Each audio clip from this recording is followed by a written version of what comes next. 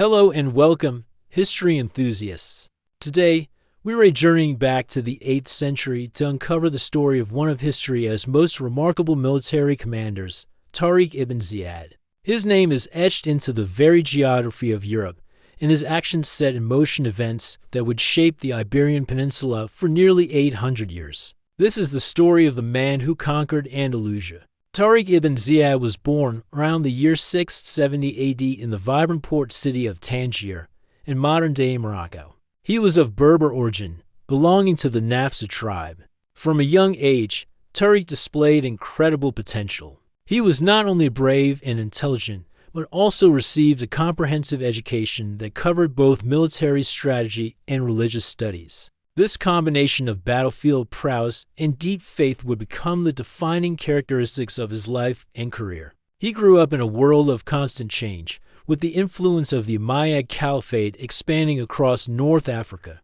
and it was in this dynamic environment that his destiny would be forged. As a young man, Tariq joined the Umayyad army, the most formidable fighting force of its time. He quickly made a name for himself, participating in numerous campaigns across North Africa. His skill as a warrior and his natural leadership abilities did not go unnoticed. He was a rising star, known for his tactical brilliance and his ability to inspire the soldiers under his command. His reputation grew with every battle, and soon, he caught the eye of one of the most powerful men in the region, Musa ibn Nusayr, the Umayyad governor of Ifriqiya, which covered a vast area of North Africa. Musa ibn Nusayr was a shrewd judge of character and talent.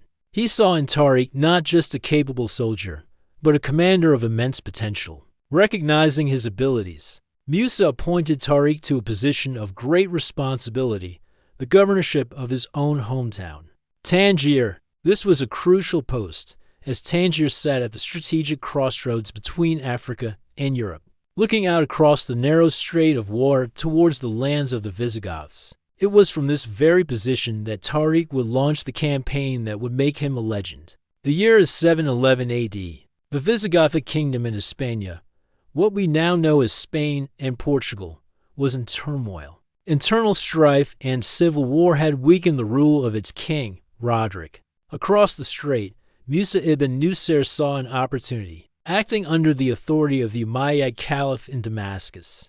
He gave Tariq ibn Ziad the order that would change history. Tariq was to lead a military expedition across the water and into Andalusia, assembling an army of around 7,000 soldiers, primarily composed of his fellow Berbers who had recently embraced Islam.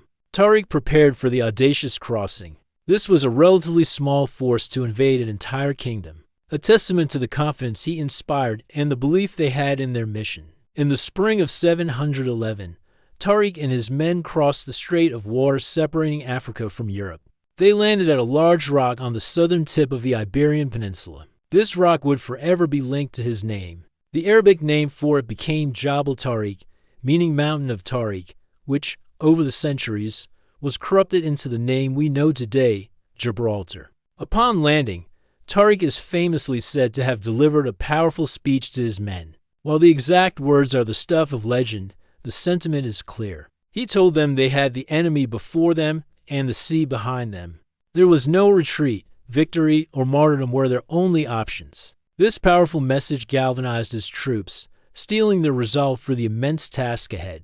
They were not just an army, they were a force driven by unwavering conviction. News of the invasion quickly reached the Visigothic king, Roderick. He was in the north of his kingdom dealing with other matters, but immediately understood the gravity of the threat. He gathered a massive army, with some sources claiming it numbered as many as 100,000 men.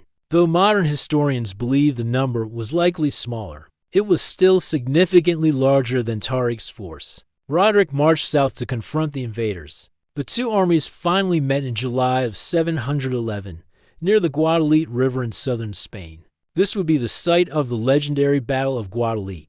On one side stood Tariq ibn Ziad, leading a small, highly motivated army in a foreign land. On the other, King Roderick, at the head of a vast but internally divided Visigothic force. The odds were stacked heavily against Tariq. The Visigoths had superior numbers, home advantage, and heavy cavalry. Tariq's army was smaller, lighter, and far from home. The battle raged for several days. Tariq's brilliant tactics and the unwavering discipline of his soldiers allowed them to withstand the initial onslaughts of the larger Visigothic army. A key turning point came when a faction of the Visigothic nobility, who were political rivals of King Roderick, either betrayed him by switching sides or simply withdrew from the battlefield. At a critical moment, this act of treachery shattered the Visigothic lines and morale. Seizing the opportunity, Tariq led a decisive charge that plunged the enemy ranks into chaos. The Visigothic army collapsed. In the ensuing rout, King Roderick himself was killed. His death signaled the complete and utter defeat of his kingdom. The Battle of Guadalete was over. It was a stunning, almost unbelievable victory against overwhelming odds, and it completely decapitated the Visigothic leadership. This single battle didn't just mark a military victory. It marked the beginning of the end for the Visigothic kingdom and the dawn of a new era for the Iberian Peninsula. With the main Visigothic army shattered and their king dead, the path into the heart of Andalusia was wide open for Tariq ibn Ziad. He and his forces didn't waste a moment.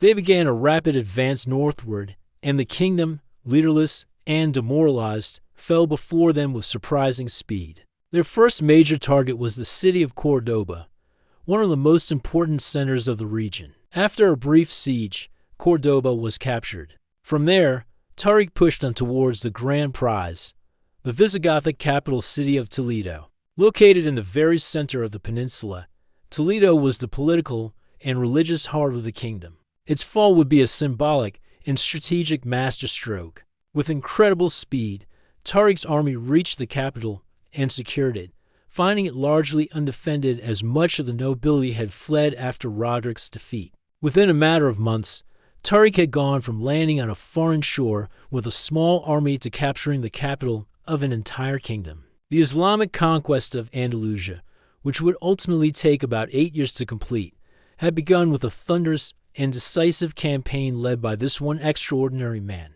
Tariq ibn Ziyad's legacy is immense. He was not just a conqueror, he was the instrument of a profound historical shift. His victory at Guadalete and the subsequent conquest laid the foundation for Al-Andalus, the Muslim-ruled portion of Iberia, which would become one of the great centers of civilization for centuries to come. It would be a place of incredible learning, art, and science, where cultures mingled and knowledge flourished.